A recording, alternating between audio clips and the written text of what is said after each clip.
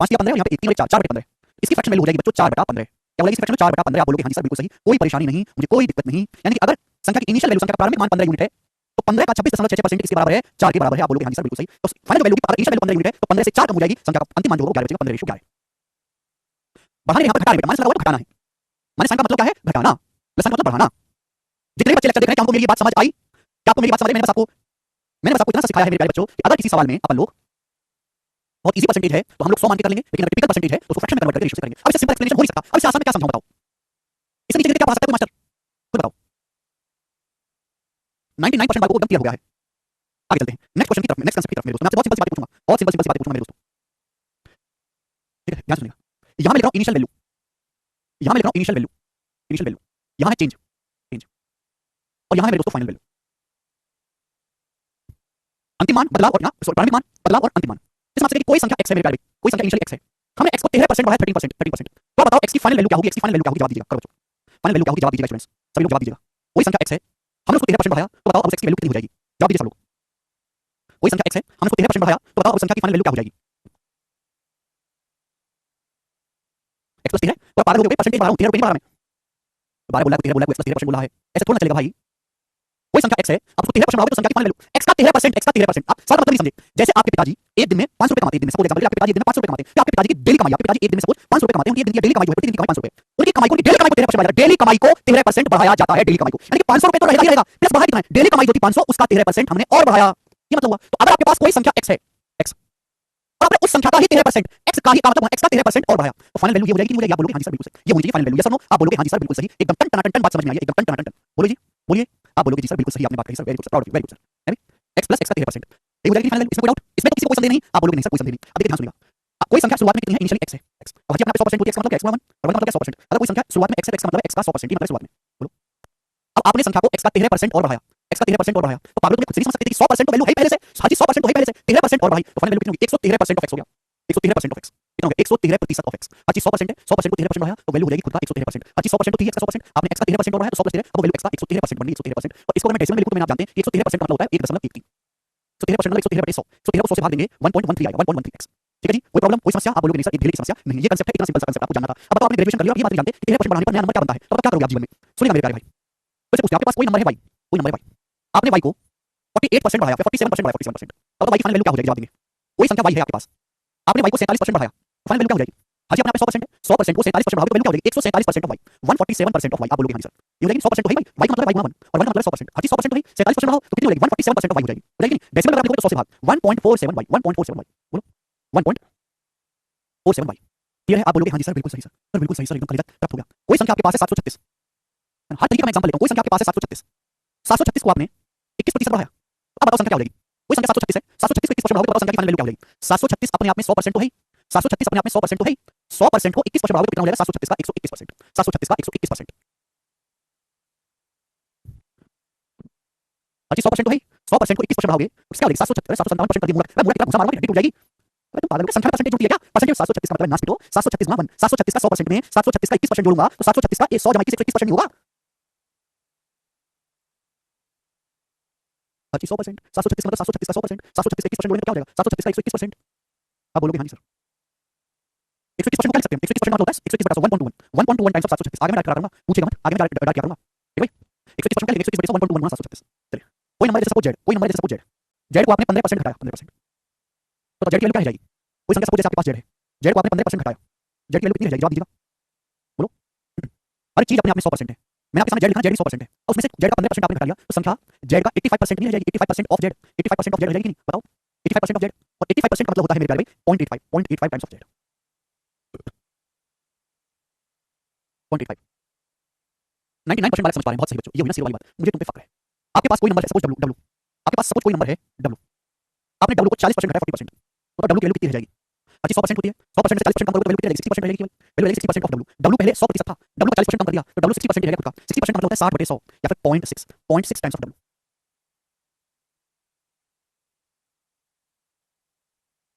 बोलो। अब मैं आपके सामने थोड़ा खतरनाक एग्जांपल देता हूं, इसको समझिएगा।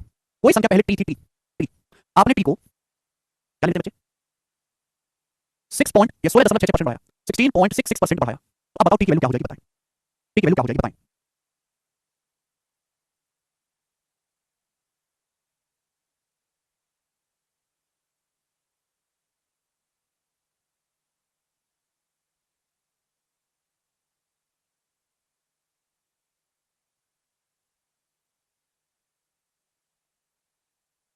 बिल्कुल सही। आपने जो बात कही बिल्कुल सही कही कि 100% वही 16.6% बनाएंगे तो 116.6% ऑफ टी हो जाएगा। पर आपको लगता है कि ये कैलकुलेशन बड़ी मुश्किल हो जाएगी। हमने कहा बोला, हमने ये बोला कि अगर डाटा आसान है तो हम 100% कर लेंगे, डाटा मुश्किल है तो हम फ्रैक्शन में कन्वर्ट करेंगे। आप बोलोगे सर जी बिल्कुल सर बिल्कुल 16.6% की फ्रैक्शन वैल्यू सर 1/6 होती है, सर 1/6 होती है मेरे सर। अब आप मुझे खुद बताओ, कोई संख्या अपने आप में टी है, टी तो ही है, और आपको टी का 16.66% और बढ़ाना है। भाई जो है पहले से वो तो ही है, उसी संख्या टी का 16.66% आपको और बढ़ाना है। तो फाइनल वैल्यू ये हो जाएगी, फाइनल वैल्यू टी तो है पहले से, टी का 16.66% आपको और बढ़ाना है। यानी कि मेरे दोस्तों 16.66% की फ्रैक्शन वैल्यू क्या होती है? 1/6, 1/6। यानी टी तो है, टी का 1/6 आपने और बढ़ाया, टी तो है, टी का 1/6 आपने और बढ़ाया, तो ये टी तो कॉमन आ गया, तो बचा 1 + 1/6, 1 + 1/6 टाइम्स ऑफ टी, और 1 + 1/6 होता है मेरे प्यारे भाई 7/6 टी, 7/6 टी। आप बोलोगे हाँ जी सर, फाइनल जो वैल्यू होगी वो 7/6 गुना हो जाएगी, टी का 7/6 गुना हो जाएगा। बात समझ में आई? तो भाई हमने क्या बताया? हमने आपको सिखाया कि अगर डाटा आसान है तो 100% मान लेंगे, लेकिन अगर डाटा टिपिकल है तो हम फ्रैक्शन में करेंगे। अगर आपके पास हर संख्या अपने आप में 100% होती है 100%, लेकिन अगर मैं इसको यूनिट में कहूंगा 100% बनने की बात है, मैं आपसे कहूं कि 100% को मेरे दोस्तों आपने 30% बढ़ाया, 30%, संख्या क्या हो जाएगी? 130%। इनिशियल वैल्यू 100% है, फाइनल वैल्यू क्या हो जाएगी? 30%। लेकिन अगर इसी 30% को मैं फ्रैक्शन में लिखूंगा, फ्रैक्शन में, तो 30% की फ्रैक्शन वैल्यू 3/10 होती है। लेकिन 1 को अगर मैं 3/10 बढ़ाऊंगा, 1 को अगर मैं 3/10 बढ़ाऊंगा तो फाइनल वैल्यू कितनी हो जाएगी? 13/10 हो जाएगी, 13/10। आप बोलोगे हाँ जी सर बिल्कुल सही, कोई परेशानी नहीं है। यस सर, आप बोलोगे हाँ जी सर बिल्कुल कोई दिक्कत नहीं। यानी अगर आप किसी संख्या को 1/6 बढ़ा रहे हो, आप किसी संख्या को 1/6 बढ़ा रहे हो, अच्छी अपने आप में 1 तो है ही, परसेंटेज में होता है 100% लिखते हैं, फ्रैक्शन में 1 लिखेंगे, परसेंटेज में 100%, फ्रैक्शन में 1, अच्छी अपने आप में 1 तो है ही, आपने 1/6 और बढ़ाया तो फाइनल वैल्यू क्या हो जाएगी? ये हो जाएगी 7/6 गुना। आप बोलोगे हाँ जी सर बिल्कुल सही, एक नंबर है सर, एक नंबर बन गया। और एग्जांपल मैं आपसे लेता हूं, सपोज कोई संख्या यू है, कोई संख्या यू है, आपने यू को 21:3/7% बढ़ाया, तो यू की वैल्यू कितनी हो जाएगी? जवाब दो, यू की वैल्यू कितनी हो जाएगी? बहुत टिपिकल परसेंटेज है, 100 मान के करेंगे तो पागल हो जाएंगे। हमने आपको पढ़ाया कि 7 सही 1/7% होता है 1/14। फिर लिखा हुआ उसका 3 गुना, 7 की तरह देखकर पता चला 3 गुना है, इसका 3 गुना है 333 और 3/7, 3/14। इसकी फ्रैक्शन वैल्यू मेरे दोस्तों 3/14। आप बोलोगे हाँ जी सर बिल्कुल सही, कोई प्रॉब्लम नहीं है, ठीक है। पहले आप बोलोगे हाँ जी सर, तो कहने का मतलब ये हुआ कि हाजी अपने आप में 1 तो है ही, और आप उसको 3/14 बढ़ाओगे तो फाइनल वैल्यू क्या हो जाएगी? 1 + 3/14 यू, फिर 17/14 गुना हो जाएगी यू का, फाइनल वैल्यू यू का 17/14 गुना हो जाएगी, फाइनल वैल्यू का 17/14 गुना हो जाएगी। फाइनल वैल्यू 14 जमा 3 17 यू का 17/14 गुना हो जाएगा। क्लास 8 बजे इसके हम इस बात से मत पढ़ो, पहले लेक्चर से शुरुआत करो। यू थी, यू का 3/14 बढ़ाएंगे तो कितना हो जाएगी? 17/14 यू। मैं पिछला लेक्चर पहले लेक्चर से पढ़ के आओ, फर्स्ट लेक्चर से। अगर आपको बात समझ में आई तो सब लोग कमेंट सेक्शन में यस लिखेंगे। 99% वालों को समझ में आ गया, 99% वालों को बिल्कुल सही एकदम, सब लोग हमसे पहले बता भी रहे हैं। एक बार आपसे पूछता हूं, कोई नंबर आपके सामने वी, सपोज कोई नंबर आपके पास सामने है वी, आपने वी को कर लेते हैं 18.75% घटाया, तो आप बताओ वी की वैल्यू कितनी रह जाएगी? जवाब दीजिएगा। कोई नंबर सपोज आपके पास वी है, आपने वी को 18.1% घटाया तो वी की वैल्यू कितनी हो जाएगी? जवाब दो। 18.15% की फ्रैक्शन वैल्यू बताओ। हमने आपको पढ़ाया 6.25%, 6.5 से करेंगे 1/16, इसका 3 गुना है, चलिए 18.5 का 3 गुना 0.5 ये हो गया 3/16, 3/16। आप बोलोगे हाँ जी सर बिल्कुल सही, बात एकदम क्लियर है, कोई परेशानी नहीं। यानी अगर कोई नंबर हाजी अपने आप में 1 होती है, हम यहाँ बात करें फ्रैक्शन में, आपने 18.5% degree 18.5% fraction value 18.5% 3/16, 1 - 3/16 of V value हो जाएगी, 1 - 3/16 मतलब 13/16, वी का 13/16 गुना, वी का 13/16 गुना रह जाएगी। समझ में? आप बोलोगे हाँ जी सर बिल्कुल सही, कोई परेशानी नहीं। वी का 13/16 गुना घटाने से माइनस करेंगे। सपोज आपके पास एक नंबर है 9104 9104 9104, ठीक है। आपने इस नंबर को मेरे प्यारे भाई क्या कर लेते हैं? 20 सही 5/6% क्या कर लेते हैं? आपके पास कोई नंबर है, सपोज एग्जांपल के लिए 9104, आपने इसको 28.33% घटाया, तो आप बताओ इस नंबर की वैल्यू कितनी रह जाएगी? बताएं। आपके पास कोई नंबर 9104 है, आपने इस नंबर को 28.33% घटाया, तो बताओ संख्या की वैल्यू कितनी रह जाएगी? जवाब दीजिए। 28.33% टिपिकल परसेंटेज अगर पहले इसको फ्रैक्शन में, इसका मतलब 20%, 20% प्लस 8.33%, 20% होता है 1/5, 8.33% होता है 1/12, एलसीएम आएगा 60, 12 5 70 70/60, इसकी फ्रैक्शन वैल्यू है y की 70/60। आप बोलोगे हाँ जी सर बिल्कुल सही, फ्रैक्शन वैल्यू। अगर आपके पास कोई नंबर 9104 है और आपने उसको 70/60 डिग्री किया, 28.33% घटाया, तो वैल्यू क्या रह जाएगी? हाजी अपने आप में 1 तो होती है और आपने उसको 70/60 घटाया, तो फाइनल वैल्यू क्या रह जाएगी? ना 9104 का 1 - 70/60 गुना रह जाएगी। आप बोलोगे हाँ जी सर, अब 60 - 70 कितना होगा? 40 43, 9104 का 43/60 गुना, जो संख्या की वैल्यू हो जाएगी 9104 का 43/60 गुना, तो रेशो 13 जी, संख्या कितनी रहेगी? 9104 का 43/60 गुना। ओके बच्चों, नेक्स्ट अब मेरी बात को सुनिएगा जो मैं आपको कहना चाह रहा हूं, समझाना चाह रहा हूं। मैंने हेडिंग डाला था यहाँ पर मल्टीप्लाइंग फैक्टर शॉर्ट में। जब भी हम किसी संख्या को, सुनिएगा मैं कंक्लूड कर रहा हूं, जब भी हम किसी संख्या को किसी प्रतिशत से बढ़ाते हैं घटाते हैं, जब भी हम किसी संख्या को किसी प्रतिशत से बढ़ाते हैं घटाते हैं, तो जिस नंबर से हमें गुणा करनी पड़ती है उसी को मल्टीप्लाइंग फैक्टर कहते हैं। जैसे कि हमारे पास एक संख्या x थी, हमने x को 13% बढ़ाया, तो x में किससे गुणा करनी पड़ी? 1.13 से। ये 1.13 क्या है बच्चे? ये 1.13 ही मल्टीप्लाइंग फैक्टर है, 1.13। बात समझ में आई? आप बोलोगे हाँ जी सर समझ में आई। 1.13 तो आपने किसी संख्या को 13% बढ़ाया, बताओ किससे मल्टीप्लाई करेंगे? 113% या 1.13 से। एक नंबर y आपने y को 47% बढ़ाया, तो y में किससे गुणा होगी? 147% से या 1.47 से। 1.47 क्या है? मल्टीप्लाइंग फैक्टर है मेरे दोस्तों। बात समझ में आई? आप बोलोगे हाँ सर। कोई संख्या 736 है, आपने 736 को 21% बढ़ाया, किससे गुणा करनी पड़ेगी? 736 में 1.21 या 121% बोलो या 1.21, ये 121% बोलो या 1.21 बोलो, एक ही बात है मेरे दोस्तों, दोनों में कोई फर्क नहीं है, परसेंटेज लिखा है, डेसिमल लिखा है, इसी को मल्टीप्लाइंग फैक्टर बोलते हैं। कोई संख्या z को 15% घटाया, z में किससे गुणा करेंगे? 0.85 से, इसी को हम लोग क्या बोलते हैं? मल्टीप्लाइंग फैक्टर बोलते हैं। कोई नंबर आपके पास w, आपने w को 40% घटाया, तो w में किससे गुणा करनी पड़ी? 0.6 से, इसी 0.6 को बोलते हैं मल्टीप्लाइंग फैक्टर। परसेंटेज सिंपल है तो मैंने 100 मान के सिखाया, परसेंटेज मुश्किल है सॉल्व तो मैंने फ्रैक्शन में मान के सिखाया। कोई नंबर t है, t को 16.66% बढ़ाया, तो t में किससे गुणा करेंगे? 7/6 से, 7/6 को क्या बोलते हैं? Multiplying factor. एक नंबर u हमने 21/3% बढ़ाया, u में किससे गुणा करनी पड़ी? 17/14 से, इसी को बोलते हैं मल्टीप्लाइंग फैक्टर। आप बोलोगे हाँ जी सर बिल्कुल सही। नंबर v को हमने 18.75% 3/16 घटाया, तो v में किससे गुणा करनी पड़ी? 13/16 से, इसी को बोलते हैं मल्टीप्लाइंग फैक्टर। आप बोलोगे हाँ जी सर बिल्कुल सही। नंबर 9104 को हमने 28.33% घटाया, तो 9104 में किससे गुणा करनी पड़ी? 43/60 से, इसी को बोलते हैं मल्टीप्लाइंग फैक्टर। सभी को समझ में आया? राजीव सर 25.33 लेकर बनाइए प्लीज। क्या लेकर बनाना है ये? तो बेटा 25% 4 3.33% 30 3.33 30 कैल्शियम 60 4 से 60 15 बार 30 से 60 दो बार 15 को 70/60 आ गया। फिर से क्या दिक्कत है इसमें?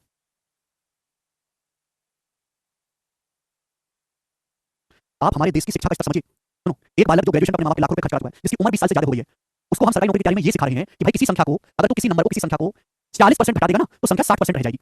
आप इस तरह कितना गिरा हुआ स्तर मैं आपको पढ़ा रहा हूं, और उसके बावजूद भी कुछ बालक कहते हैं कि सर डाउट है, क्या ऐसे बालक का पढ़ाई करने का कोई हक बनता है? आपको सोचो उस बालक ने अपने जीवन में कितनी पढ़ाई करी होगी और उसका कितना आईक्यू लेवल होगा, कितना टैलेंटेड होगा वो, खुद सोचो जरा।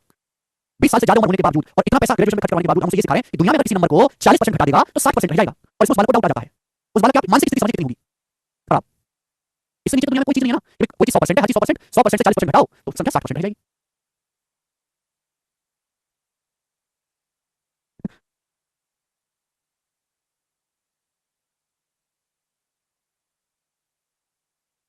भाई बताओ है कि नहीं? चलिए ये हुई मेरे प्यारे फ्रेंड्स आपकी कहानी, मैंने आपको बहुत अच्छी तरीके से समझाई। अब जैसे मैं आपको ये पढ़ा रहा था ना, ये सुनिएगा कि आपने किसी संख्या को 20% बढ़ाया 20% या 1/5, आपने किसी संख्या को 20% बढ़ाया 1/5, वो मल्टीप्लाई करके क्या बनेगा 1 + 1/5 बनेगा कि नहीं? आपने किसी संख्या को 1/5 बढ़ाया मल्टीप्लाई करके क्या बनेगा 6/5 बनेगा कि नहीं? इसका जल्दी पाएंगे। लेकिन संख्या देखो पहले 5 थी, 5 से 6 हो गई, तो कितने गुना 6/5 बनेगी? है संख्या पहले 5 थी तो 5 से 6 हो गई, 5 में किसी गुना 4 6/5, ठीक है ना? ये मल्टीप्लाई फैक्टर है, यहाँ रेशियो लिखा हुआ है। चलिए ध्यान से सुनिएगा, कोई दिक्कत नहीं आपको। ध्यान से सुनिएगा मेरे दोस्त, बहुत प्यार से। सपोज आपके पास कोई संख्या है k, सपोज आपके पास कोई संख्या k है k, और आपने उस संख्या k को k का x% ही बढ़ाना है, तो फाइनल वैल्यू क्या होगी? फाइनल वैल्यू, जवाब फाइनल वैल्यू क्या होगी? मैं आपको वेरिएबल समझाता हूं, वेरिएबल मैंने न्यूमेरिकल एग्जांपल लिया, वेरिएबल समझाना है। सपोज आपके पास कोई संख्या k है, ठीक, आपने k को खुद का x%, k को x% बढ़ाना है, तो बताओ फाइनल वैल्यू क्या हो जाएगी? संख्या का अंतिम मान क्या होगा? आपने बताओ हर संख्या अपने आप में k तो है ही, कोई संख्या आपके पास k है, आपको करना क्या है? k का x% और बढ़ाना है, तो फाइनल वैल्यू ये हो जाएगी कि नहीं हो जाएगी? प्लस बोलिए, इसमें तो किसी बात का कोई संदेह नहीं। आप बोलोगे सर 2 रुपए का कोई संदेह नहीं, तो आपके पास कोई संख्या k है, आपको करना क्या? k का x% आपको और बढ़ाना है। बोलो यस और नो, जवाब दीजिए। आप बोलोगे हां जी सर बिल्कुल सही हो जाएगी फाइनल वैल्यू, k तो है ही, प्लस आपको k का ही x% और बढ़ाना है, तो मेरे दोस्तों k तो आ जाएगा कॉमन, यहां से क्या बचेगा 1, और यहां से क्या बचेगा मेरे दोस्तों? x%, 1 + x%, 1 + x% multiply of k, 1 + x% multiply of k, इसी को बच्चों हम लोग बोलते हैं मल्टीप्लाइंग फैक्टर, कि हमने किसी संख्या को x% बढ़ाया तो नंबर खुद का 1 + x% हो गया। फिर से मैं आपके सामने एक छोटा एग्जांपल दे देता हूं कि आपके पिताजी की जो तनख्वाह है वो डेली की जो है, सपोज आपके पिताजी की तनख्वाह एक दिन की 700 रुपए है, आपके पिताजी एक दिन में 700 रुपए कमाते हैं, नया मैनेजर आया, नया मैनेजर बोला कि आप चलो आपकी तनख्वाह 22% बढ़ा देते हैं, 22% बढ़ा देते हैं, तो अब आपके पिताजी की नई तनख्वाह क्या हो जाएगी एक दिन की? आपके पापा एक दिन में 700 रुपए कमाते हैं, नया मैनेजर आया बोला कि भैया आपको एक दिन आपकी तनख्वाह 22% बढ़ा देते हैं, तो नई तनख्वाह क्या हो जाएगी? 700 रुपए तो रहेगा प्लस 700 रुपए का 22% और बढ़ जाएगा मेरे प्यारे। बोलो क्लियर है? 700 रुपए रहेगा, 700 रुपए का 22% और बढ़ जाएगा, 700 कॉमन, तो ब्रैकेट में क्या आएगा? 1 + 22% ऑफ 700, ठीक है ना? वैसे मेरे प्यारे भाई ये 22% तो आसान है। 1 का क्या मतलब बेटा? 1 का मतलब जो लिखा है ना, 1 का मतलब होता है 100%। अगर मैं इस 1 को 100% भी लिख दूं ना तो मुझे कोई फर्क नहीं पड़ता। अगर मैं इस 1 को ये हो गया 1 + 22%, 1 + 22%, अगर मैं इस 1 को 100% भी लिख दूं ना मुझे कोई फर्क नहीं पड़ता। तो 100 + 22 122% ऑफ 700 हो गया। बात समझ में आई? इनके पिताजी की तनख्वाह थी पहले 700 रुपए, 700 रुपए बोलो या 700 रुपए का 100% बोलो, एक ही बात है। 100% तो थी ही थी, 700 रुपए का 22% और बढ़ा दी, तो 700 का 122% हो गया, दो जीरो से परसेंटेज कट जाएगा, 840 और 14 854 आएगा, आंसर 854। समझ में आया? आप बोलोगे हां जी सर, अभी आपको लेने लगा होगा, बाद में काम आएंगे, अभी मैं सोचो क्या हो रहा है, बाद में काम आएंगे, ठीक है भाई? यानी कि मैं ये कह सकता हूं कि अगर आप किसी संख्या को x% बढ़ाओगे, x%, तो मल्टीप्लाइंग फैक्टर जो होगा मेरे दोस्तों, मल्टीप्लाइंग फैक्टर वो 1 + x, आज अपने 1 तो है ही, x% हो जाएगी, 1 + x%, आप बोलोगे हां जी सर बिल्कुल सही, कोई दिक्कत परेशानी नहीं है, ठीक है? आप लोग ऐसे भी लिख सकते हो कि 1 का क्या मतलब है? 1 का मतलब है 100%, 1 का मतलब है 100%, 1 का मतलब 100%, 100% में x% जुड़ रहा है, मल्टीप्लाई बाय k। अब 100% + x% तो क्या हो गया? परसेंट यहाँ भी, परसेंट यहाँ भी, सुनिए बात को, 100% + x%, परसेंट यहाँ भी, तो परसेंट तो कॉमन आ गया ना, 100 + x%, 100 + x% ऑफ k, ऐसे भी लिख सकता हूं 100 + x% ऑफ k। हां जी अपने आप में 100% तो है ही, 100% को x% और बढ़ाया तो नंबर क्या हो जाएगा? 100 से x% और बढ़ गया, 100 + x%। इस बात को मैं ऐसे भी लिख सकता हूं 100 + x, ब्रैकेट के बाहर परसेंटेज है, ब्रैकेट के अंदर नहीं है, जमीन आसमान का फर्क है। यहाँ परसेंटेज x के साथ लगा हुआ है ब्रैकेट के अंदर, यहाँ ब्रैकेट के बाहर है, परसेंटेज की अगर गुणा करोगे तो 100% वापस 1 बन जाएगा, x की प्रतिशत में गुणा करोगे वापस x% बन जाएगा। दोनों बातों का एक ही मतलब है, चाहे मैं ऐसे लिखूं चाहे मैं ऐसे लिखूं, चाहे मैं ऐसे लिखूं चाहे मैं ऐसे लिखूं, ये हो गई बढ़ाने वाली बात। अगर मैं किसी संख्या को x% घटाऊंगा, केवल घटाऊंगा, तो 10 + की जगह आएगा माइनस, तो मल्टीप्लाइंग फैक्टर आएगा। इसी संख्या को x% घटाते हैं तो मल्टीप्लाइंग फैक्टर हो जाएगा 1 - x%, 1 - x% या फिर 100 - x%, 100 - x, ब्रैकेट के बाहर परसेंटेज है, 100 - x%, ये बोल लो, चाहे मैं ऐसे लिखूं चाहे मैं ऐसे लिखूं, एक ही बात है, ठीक है? बढ़ा रहे तो मेरे दोस्तों ध्यान सुनिएगा, पॉजिटिव आएगा, यहाँ पे घटा रहे हैं तो मेरे दोस्तों बस माइनस का साइन आएगा बीच में, और कोई चीज नहीं होगा। तो ये सारी कहानी मल्टीप्लाइंग फैक्टर के दिमाग में बिठा लो, पूरे अर्थमेटिक मैथ जो भी आप पढ़ोगे मेरे साथ 7-8 महीने, पूरे अर्थमेटिक मैथ में बार-बार शब्द इस्तेमाल करता रहूंगा और तुम बार-बार ये पूछते रहोगे सर कैसे आया, कैसे कहां, या भूल जाओगे, ठीक है ना? तो अगर किसी भी संख्या को x% बढ़ाओगे तो मल्टीप्लाइंग फैक्टर क्या होता है? 1 + x% या फिर 100 + x ब्रैकेट के बाहर परसेंट, ठीक है? दोनों बातों का एक ही मतलब है, बहुत डिटेल में मैंने आपको समझाया। ये चीज मैं पहले समझा था आपको मुश्किल होगी समझने में, इसलिए पहले मैंने न्यूमेरिकल वैल्यू के एग्जांपल लिए, सिंपल एग्जांपल लिए, ठीक है भाई? ओके, सभी को समझ में मल्टीप्लाइंग फैक्टर क्या होता है? यस और नो? यस हर्षिता, मुझे सर बेसिक बेसिक बता रहा हूं, हर क्लास से बेसिक बता रहा हूं, और क्या है प्रॉब्लम? है कि आपकी बेसिक समझने की बुद्धि नहीं दी भगवान ने, आपको बुद्धि दी ही नहीं समझने की, ये समस्या है। विश्वास करो इस बात पे, जैसे हम ये बात मानते हैं कि हमें भगवान ने ब्रूस ली जैसी फुर्ती नहीं दी, हमको भगवान ने ब्रूस ली जैसी फुर्ती नहीं दी, चुस्ती नहीं दी, मानते हैं सब लोग? ब्रूस ली ऐसा था कि आप जितनी देर मतलब स्विच बंद करते हो, जितनी देर मतलब रोशनी गायब होती है, जितनी देर में अपने बिस्तर में घुस जाता है, इतना फास्ट था। ऐसे कुछ बालकों में बेसिक समझ लगा बुद्धि नहीं दी भगवान ने, एक्चुअली बुद्धि दी तो है, बुद्धि दी तो है, पर आपने आज तक इस्तेमाल ही नहीं करी, तो अनयूज्ड है, उसमें जंग लग चुका है। तो जंग को पहले खोजना पड़ेगा, खुद छोड़े पहले अपने तक, उसके बाद कहीं बात आगे बढ़ेगी, ठीक है ना? जंग लग चुका है ना, आज तक इस्तेमाल नहीं किया दिमाग, इससे ज्यादा बेसिक कहां से लाऊं मैं, मुझे बताओ, कौन सा लाऊं बेसिक? ठीक है भाई, ब्रूस ली इतना फास्ट इसलिए बना, जब 1970 में जब उसकी फिल्म शूट होती थी तो जो डायरेक्टर होते थे उसकी सीन को स्लो मोशन में करना पड़ता था, वो मुक्के का मूवमेंट दिखाई नहीं देता था, 1 सेकंड में 5 मुक्के मार देता था, समझ में आया? तो कैसे फास्ट बनाओ? प्रैक्टिस से, दिन में 14-15 घंटों प्रैक्टिस करता था, तो आप भी कैसे गणित सीखोगे? केवल प्रैक्टिस से। अब प्रॉब्लम क्या है कि आज तक आपकी उम्र होगी 20 साल तक, आपने जीवन में कभी कोई गणित की प्रैक्टिस नहीं करी, सीधा गणित पढ़ने बैठ गए आप आज से, उससे पहले आपने गणित ना के बराबर पढ़ा है, तो आज तक की आपकी प्रैक्टिस जीरो है, आप कैसे मुकाबला कर लोगे उस बालक के साथ जो बहुत मेहनत करके आया है, जो 9वीं 10वीं 11वीं 12वीं बहुत अच्छे से पढ़ा है, ठीक है ना? चलिए ये बात है मेरे दोस्तों, आगे चलते हैं हम नेक्स्ट कांसेप्ट की तरफ। नेक्स्ट कांसेप्ट मेरे प्यारे भाई, मैं आपके सामने 4 चीजें लिखूंगा, आप मुझे बताइएगा कि इनका क्या मतलब है। मैं आपके सामने 4 चीजें लिखूंगा, आप मुझे बताइएगा इसका सॉरी क्या मतलब है, ठीक है बच्चों? प्यार से समझने की कोशिश करिएगा मेरे प्यारे भाई, ठीक है ना? सबसे पहले ओहो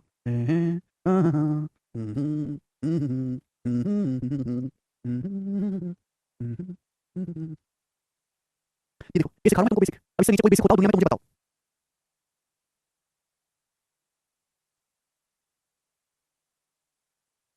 बताएं बच्चों, 125 343 का कितना प्रतिशत है? 125 सॉरी 143 325 का कितना प्रतिशत है? 143 इज व्हाट परसेंट ऑफ 325? 143 325 का कितना प्रतिशत है? बताओ सौरभ। 143 325 का कितना प्रतिशत है? देखो मेरे दोस्तों, परसेंटेज और रेशियो में कोई फर्क नहीं है, परसेंटेज और फ्रैक्शन में कोई फर्क नहीं है। मैंने आपको पहले दिन की क्लास में समझा दिया था कि परसेंटेज और फ्रैक्शन में कोई फर्क नहीं है, दोनों एक ही बात है। परसेंटेज की जरूरत क्यों पड़ी? क्यों चैप्टर आया? चैप्टर इसका मतलब कि हम जानकारी बता दें और पता भी ना चले मोहल्ले में बात, इसलिए जैसे मेरे दोस्त आप ये कहें कि मेरे पास 100 रुपए हैं, मैं कहूं मेरे पास 100 रुपए, तुम्हारे पास 60 रुपए, तो मैं ऐसे बोलूं मेरे पास 100 रुपए, तुम्हारे पास 60 रुपए, तो पूरे मोहल्ले में पता चल जाएगा दोनों भाई इसके पास 100 इसके पास 60 है। लेकिन मैं आपसे कहूं कि आपके पास जो है मेरे पास जो राशि है आपके पास उसका 60% है, मेरे पास जो धनराशि है आपके पास उसका 60% है। तो भैया मैंने आपको जानकारी बता दी और किसी मोहल्ले वाले को पता भी नहीं चला, इसलिए परसेंटेज का जन्म हुआ मेरे दोस्तों।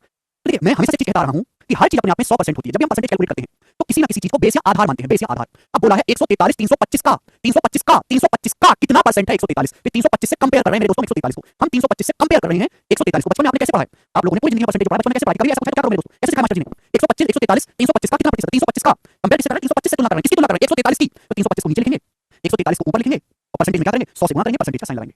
ऐसे सिखाया बचपन में मास्टर जी ने, ये होता है 143 325 का कितना प्रतिशत है? किससे तुलना कर रहे हैं? 325 से तुलना कर रहे हैं। किसकी? 143 की औकात निकालना है, परसेंटेज में कितना इनटू परसेंटेज में कन्वर्ट करना है 100%।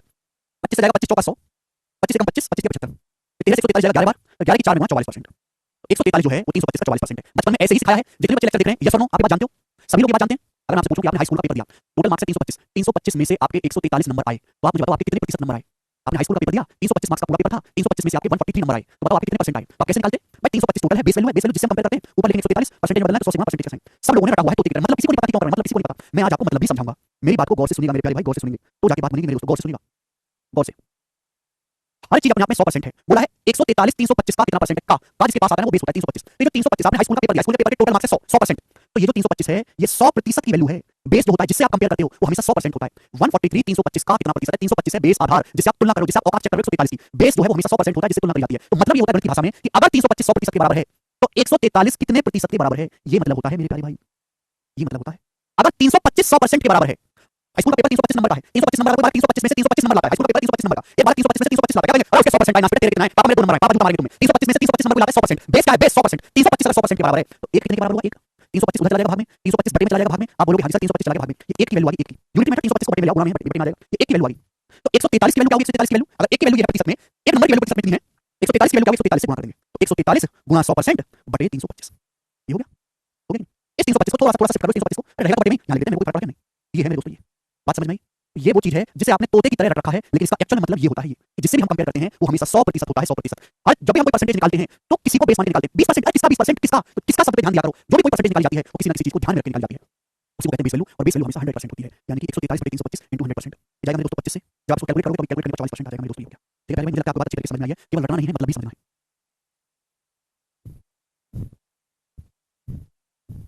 ठीक है बच्चों ना? अब ये बात तो हुई। अब देखो जैसे जैसे स्मार्ट होते जाएंगे लिखना कम से कम करेंगे।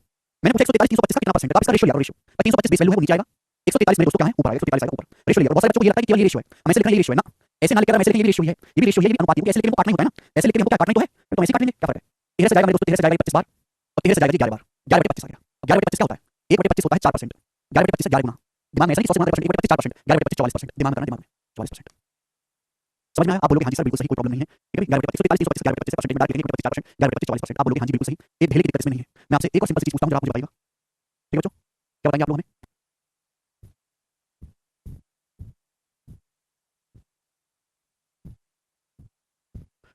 2090 2090 इज व्हाट परसेंट ऑफ 1710? 2090 1710 का कितना प्रतिशत है? 2090 1710 का कितना प्रतिशत है? अब सुनिएगा मेरे दोस्तों, हम तुलना किससे कर रहे हैं? 1710 से कंपेयर कर रहे हैं। 2090 1710 का कितना प्रतिशत है? यानी कि 1710 जो है वो बेस है, ये बेस है, यानी कि 1710 अगर 100% की वैल्यू है तो पूछा ये गया कि 2090 कितने परसेंट की वैल्यू है? तो 2090 जो भी आएगा 100% से तो ज्यादा आएगा ना। ठीक है भाई, अगर 1710 100% की वैल्यू है तो 2090 तो 1710 से ज्यादा है, तो 100% से बड़ी वैल्यू आएगी कि नहीं आएगी? तो 100% से ज्यादा आंसर आएगा, ये ध्यान रखिएगा मेरे प्यारे। और हम करेंगे कैसे? 1710 का कितना प्रतिशत है? 2090 तो बेस का है 1710, इसे लेंगे नीचे, ऊपर जाएगा मेरे दोस्तों 2090 परसेंटेज में कन्वर्ट करना है तो 100%। ये कैलकुलेशन करेंगे आपका आंसर आ जाएगा, ये कैलकुलेशन करनी है। मैं कहता हूं कि ये मत करा करो, आप इनका बात लिया करो, 0 से 0 जाएगा, ये जाएगा मेरे दोस्तों 19 से 11 बार जाएगा, 19 से 9 बार, 11 बटे 9, 11 बटे 9, 11 बटे 9। अब 11 बटे 9 की परसेंटेज वैल्यू क्या जवाब? 11 बटे 9 की परसेंटेज वैल्यू, 11 बटे 9 का मतलब 1 प्लस 2 बटे 9, सिखा दिया। 11 बटे 9 की परसेंटेज वैल्यू निकालना, 1 मतलब 100%, 2 बटे 9 का मतलब 22.22, 1 बाई 11.1% होता है, 22.22%, तो एप्रोक्स आ जाएगा 122.22%, 122.22%, 122.22%। ऐसा नहीं कि आप 11 बटे 9 गुणा 100, 11 को भाग करने लगे 9 से 11 बटे 9 फ्रैक्शन में पूछा परसेंटेज में, तो 11 बटे 9 फ्रैक्शन को डायरेक्ट परसेंटेज नहीं बना सकते। 11 बटे 9 मतलब 2 बटे 9 मतलब 100% और 2 बाई 9 मतलब 22.22%, तो एप्रोक्स 122.22% आ जाएगा।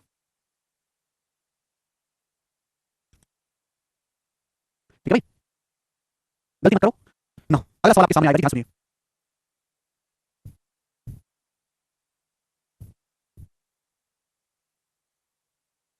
165 is what percent less than 240?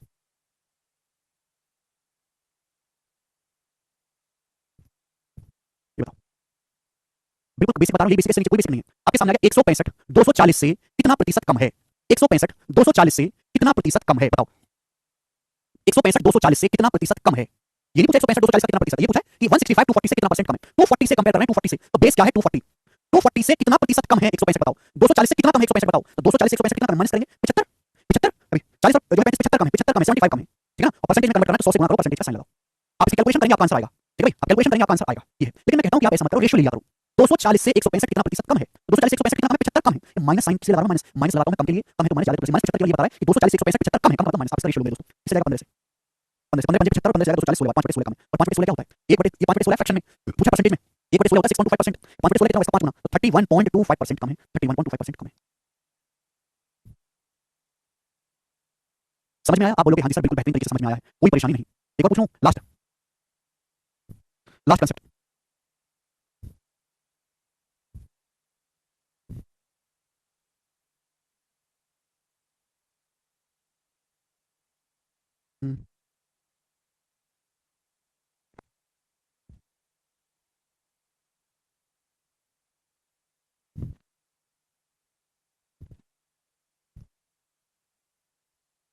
207 162 से कितना परसेंट ज्यादा है? जवाब दीजिएगा दोस्तों, कौन करेगा?